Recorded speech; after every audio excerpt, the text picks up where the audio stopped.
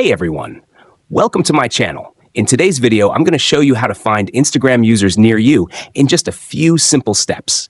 Whether you're looking to connect with people in your area or just explore local content, this method will help you out. So let's get started. First, open the Instagram app on your phone. Once inside, tap on the search icon to go to the Explore page.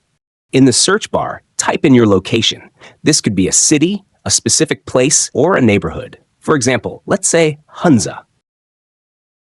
Now, you'll see multiple tabs at the top. Tap on Places. From the list, select the correct location. Once you're on the location page, tap on Recent. This will show you all the latest posts from users in that area. Now you can scroll through the posts and find Instagram users near you who have recently uploaded content in that location. And that's it. You've now learned how to find Instagram users near you.